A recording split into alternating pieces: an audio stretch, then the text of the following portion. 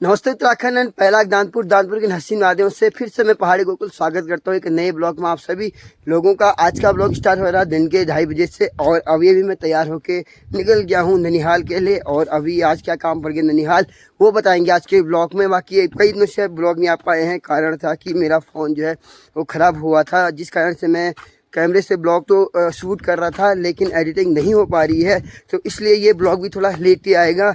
और मैं अभी ननिहाल के लिए निकल गया हूँ और अकेले हूँ घर से। अब देखते हैं पूरा सफ़र कैसा रहता है ननिहाल। सो फाइनली दोस्तों भद्रतुंगा पहुँच चुके हैं और भद्रतुंगा पहुँचने के बाद यहाँ तक हम गाड़ी से आए और यहाँ से अब पैदल यात्रा होगी खलपट्टा की तरफ। और अभी तक मैं तलाई तक पैदल आया और रास्ते भर भी ब्लॉग करने का टाइम नहीं हुआ। और फिर तलाई से आगे भी गाड़ी मिल गई थी तुरंत से, तो सीधे गाड़ी में बैठ के आगे थे और अब सीधे चलते हैं ननिहाल। तो भद्रतुंगा से हम जब गाड़ी से उतरते हैं तो पैदल रास्ता कुछ इस प्रकार से है। खलपट्टा के सामने आप देख सकते हैं जो कटिंग हुई है वो खलपट्टा वाली रोड की कटिंग है।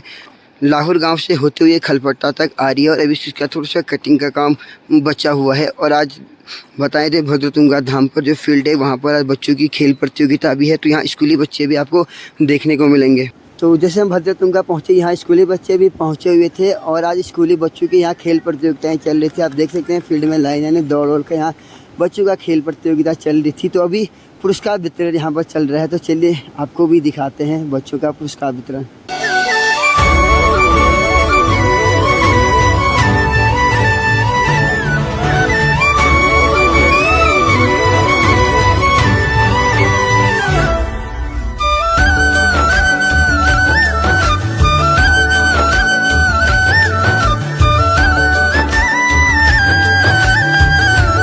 हमारे गांव के बच्चों में मेरा रेस में प्रथम स्थान।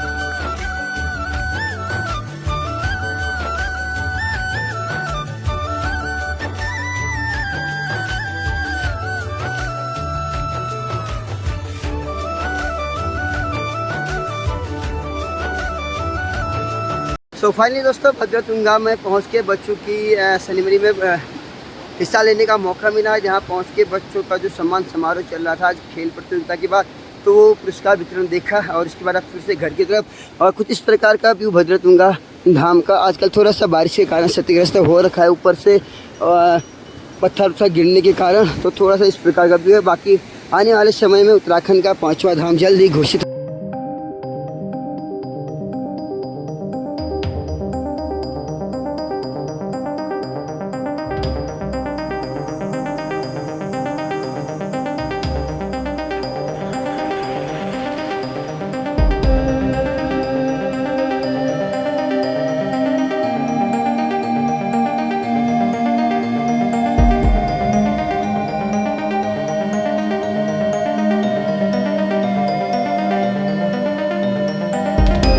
तो यहाँ का भी कुछ इस प्रकार से है। बारिश के कारण पूरे यहाँ से रास्ता क्षतिग्रस्त हो रखा है। यहाँ नीचे पूरा टूट के गधेरे में जा रखा है।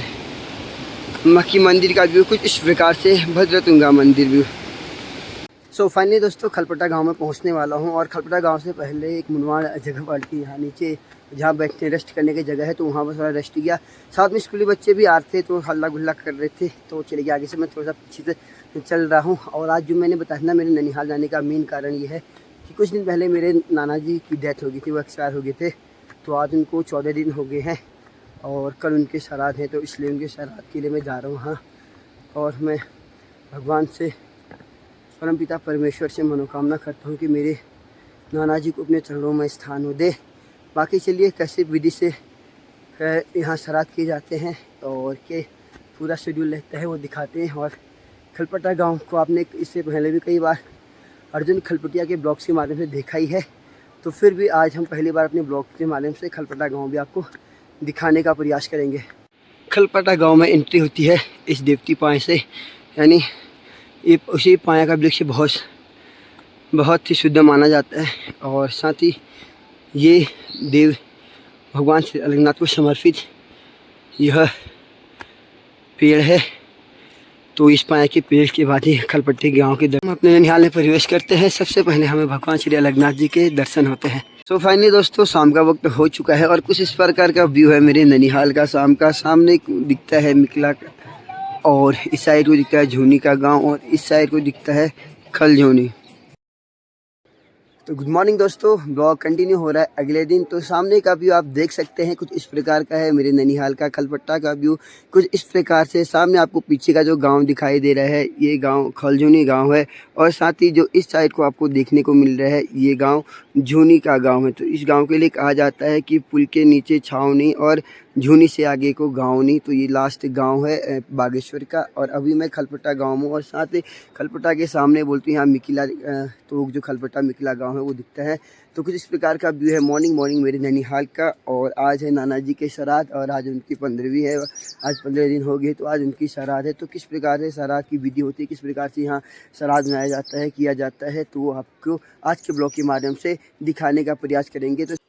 तो होने लगी है श्राद्ध की तैयारियां, और सभी लोग गांववासी जितने भी हैं धीरे धीरे भोजन बनाने की व्यवस्था कर रहे हैं। कुछ लोग आटा गूंद रहे हैं, तो कुछ लोग चावलों को बीन रहे हैं। चावल में जो गंदगी है उसे छांट कर अलग कर रहे हैं। तो सभी लोग गांववासी मिलकर किसी भी काम को हल करते हैं। कुछ लोग सब्जियां काट रहे हैं, कुछ लोग आटा गूंद रहे हैं, कुछ लोग चावल बीन रहे हैं। तो सभी लोग मिलजुल करके काम करते हैं। दिन के 12 बजने वाले हैं, और अभी तक का व्यू कुछ इस प्रकार का है। और नीचे बन रहा है खाना पीना, और सभी लोग, गर्मी हो रही तो अपने से आने वाने यहाँ पर छाया में बैठे हुए हैं, और काम करने वाले लड़के काम वाम कर रहे हैं।